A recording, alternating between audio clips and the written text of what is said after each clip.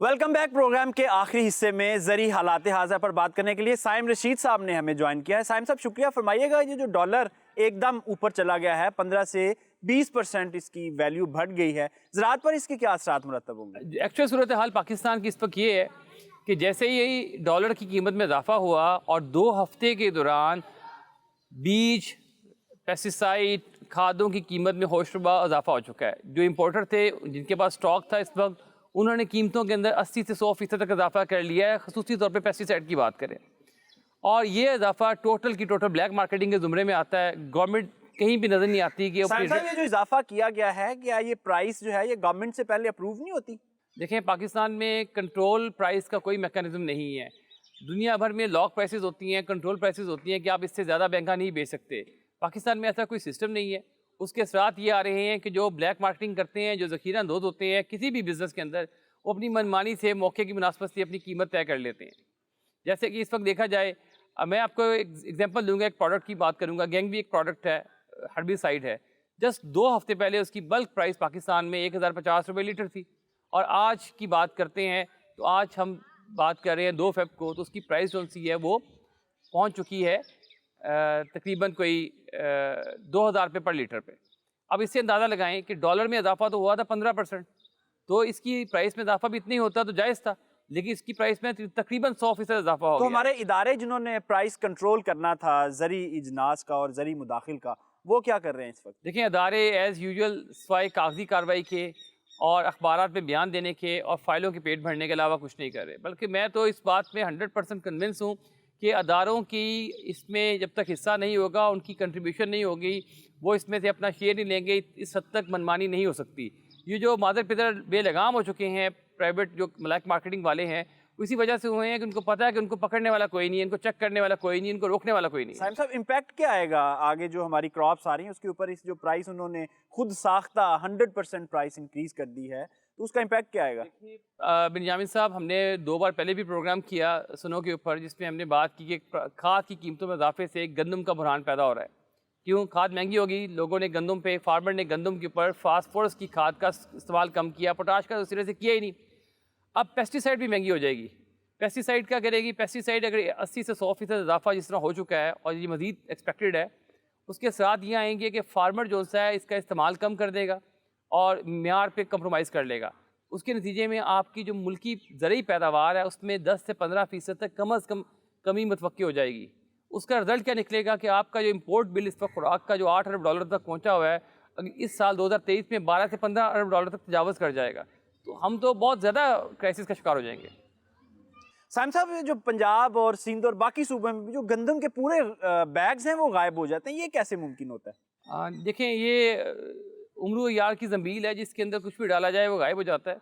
तो ये जो हमारी सियासी हुकूमतें होती हैं, उम्र यार की ज़ंबीलें रखती हैं, और इसमें गंदम के बड़े बड़े ज़खायर जो कि डॉक्यूमेंट में लाखों बोरियां मौजूद थी और उनके अंदर गंदम थी, लेकिन जब उनकी मेंटेनेंस और हिफाजत के लिए भी करोड़ों रुपए खर्च किए गए, और लेकिन जब उनकी गंदम के इस्तेमाल का वक्त आया तो किसी में से मिट्टी निकली, किसी को चूहे खा गए, कोई सैलाब की नज़र हो गया। सैम साहब जो बुज़दार साहब की हुकूमत थी, हमारे साबिक वज़ीर आला पंजाब, उनके दौर में जो गंदम गायब हुई थी, अब उसका ऑडिट शुरू हो चुका है और लाखों बोरियां पता चल रहा है कि गायब हैं, नहीं है, तो उसके ऊपर तो इंक्वायरी भी शुरू हो चुकी है। कोई रिजल्ट आएगा? पाकिस्तान में जिस तरह इंक्वायरीज होती हैं कागजात का पेट भरने के लिए, और कुछ लोगों को इसमें TADA मिल जाता है, कुछ अखराजात हो जाते हैं, कुछ पार्टीज हो जाती हैं, उसके बाद इंक्वायरी ठप हो जाती है, तो ये इंक्वायरीज भी ऐसी ही रहेंगी।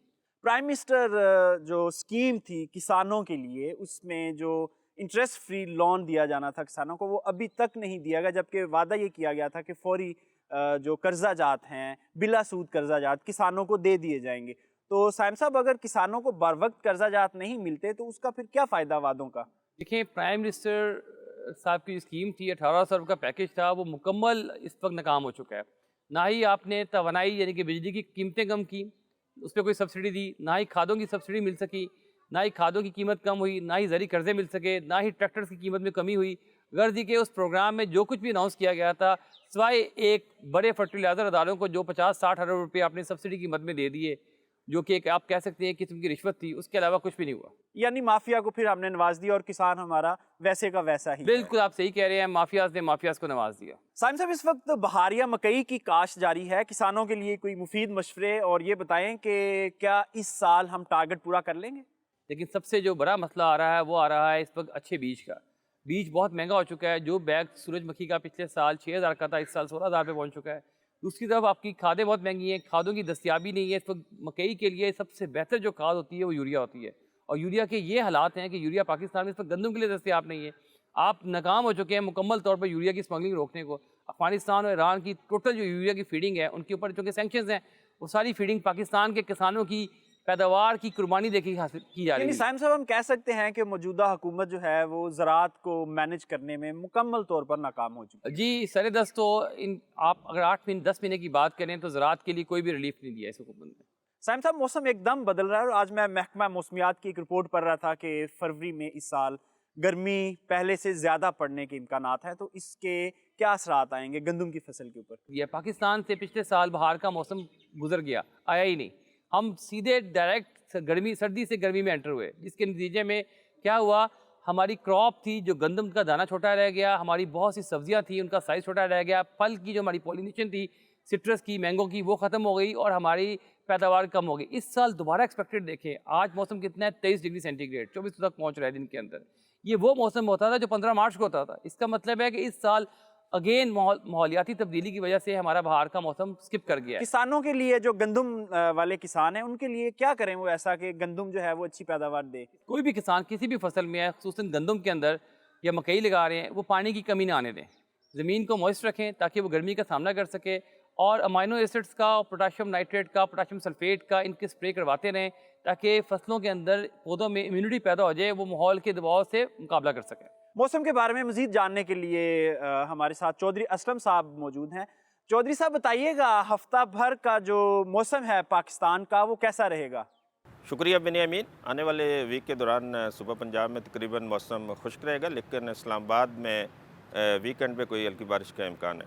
صبح سندھ کی بات کی جائے تو سارے ہی صبح سندھ میں تقریباً موسم خشک رہے گا، اور اس طرح بلوچستان میں جو سودرن پارٹس ہیں ان میں موسم خشک رہے گا، لیکن کوئٹہ سمیت ناردرن پارٹس میں کوئی ہلکی بارش ہو سکتی ہے. کے پی میں ناردرن جو کے پی ہے اس میں کوئی ہلکی بارش کا چانس ہے.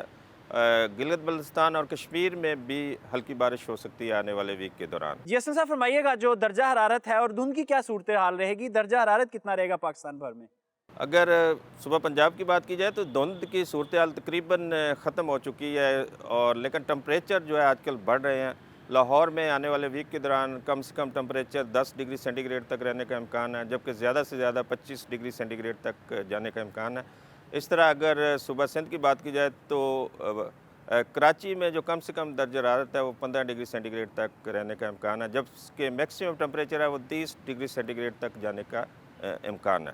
کوئٹہ کی بات کی جائے تو minimum temperature 0 degree centigrade اور زیادہ سے زیادہ جو ہے 15 ڈگری سینٹی گریڈ تک جانے کا امکان ہے، جبکہ پشاور میں درجہ حرارت 5 ڈگری اور زیادہ سے زیادہ 18 ڈگری سینٹی گریڈ تک جانے کا امکان ہے.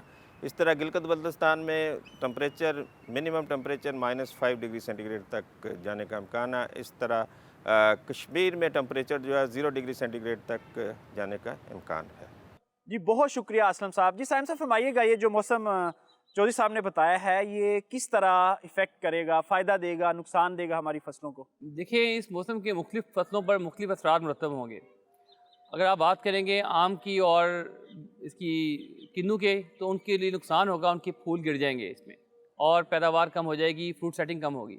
آپ بات کریں گے مکئی کے لیے اور گنے کے لیے تو ان کی گروتھ بہت بہتر ہوگی. ان کے لیے آپ سمجھیں گے ارلی مارچ آ گیا تو زیادہ گروتھ پہ چلے جائیں گے، فاسٹ سپیڈ میں چل جائیں گے. آپ بات اس کی کریں گے گندم کی کریں گے تو گندم کی فصل کو شدید خطرات لاحق ہیں. رات کو ٹمپریچر آپ کا 7-8 تک گر جاتا ہے، نمی گرتی ہے، اوس گرتی ہے، اور صبح 22-23 پہ تو رسٹ جسے کہتے ہیں آپ کا یلو رسٹ کا بہت شدید حملہ ہوگا. اور یلو رسٹ کی اندر پاکستان پچھلے 4-5 سال سے اس کا شکار ہے. یلو رسٹ آپ کی 70% تک پیداوار کو ختم کر سکتی ہے کہ اس کا علاج نہ کیا جائے. میں ریکمینڈ کروں گا تمام فارمرز کو کہ احتیاطی طور پہ وہ آپ کو ایکٹیو بتا رہا ہوں جس مرضی کمپنی کے لے لیں، ٹرائی ڈیمیفان یا ٹرائی ڈیمینول یا ٹیبوکونازول، یہ 3 اسپرے ہیں. یہ آپ کو نام بتا دیے، یہ ان کے زہروں کے نام ہیں. किसी भी ब्रांड का अपनी एतमाद का इस्तेमाल करें, लेकिन अपनी फसलों पर एहतियाती स्प्रे करवाते रहें। ये सस्ते स्प्रे हैं लेकिन ये रिज़ल्ट में बहुत बेहतर है। आप महंगी स्प्रे की तरफ मत जाएं, ये तीनों स्प्रे आपको बहुत बेहतर रिजल्ट दे देंगे। साइम साहब, हमारे किसान, ऐसे किसान जो गंदम काश करते हैं, उनके लिए एक फिक्स पैटर्न बना हुआ है, पहला पानी, दूसरा पानी और तीसरा पानी। तीसरा पानी कोई लगाता है, नहीं लगाता, लेकिन जो दर्जा हरारत बढ़ रहा है, इसमें क्या ये फार्मूला काम करेगा? देखिए, पूरी दुनिया में जो आपका क्रॉप पैटर्न होता है वो टेम्परेचर पे बेस करता है। पाकिस्तान का क्रॉप पैटर्न वाहिद मुल्क है कि ये कैलेंडर पे बेस करता है। मतलब हम 50 साल से कैलेंडर पे फंसे हुए हैं। हमारा महकमा ज़राअत भी अक्टूबर में ये कर दें, नवंबर में ये कर दें, उसको इस बात से गर्ज नहीं है कि अक्टूबर के अंदर से मुराद टेम्परेचर को कॉल किया गया था। अब अक्टूबर के अंदर आपकी गर्मी होती है, वो अक्टूबर नहीं रहा, नवंबर आपका गर्म होता है, तो आपको अपने जो सा टाइम टेबल था आपका, इसको तब्दील करने की, इसमें रद्द-ओ-बदल की शदीद ज़रूरत है। आपको क्रॉप का लाइफ पैटर्न चेंज हो चुका है, हम उसको एड्रेस नहीं कर पा रहे। तो अभी हमें अक्टूबर, नवंबर, दिसंबर, जनवरी के बजाय दर्जा हरारत को देख के बात करनी चाहिए कि आपका दर्जा हरारत इस हफ्ते में 20 से 25 रहेगा, ये इस चीज़ के लिए मुनासिब है, अगले हफ्ते में कितना रहेगा, किस चीज़ के लिए मुनासिब है। जी, बहुत शुक्रिया साइम साहब। इसके साथ ही प्रोग्राम का वक्त ख़त्म होता है, इजाज़त दीजिए, खुदा हाफिज़।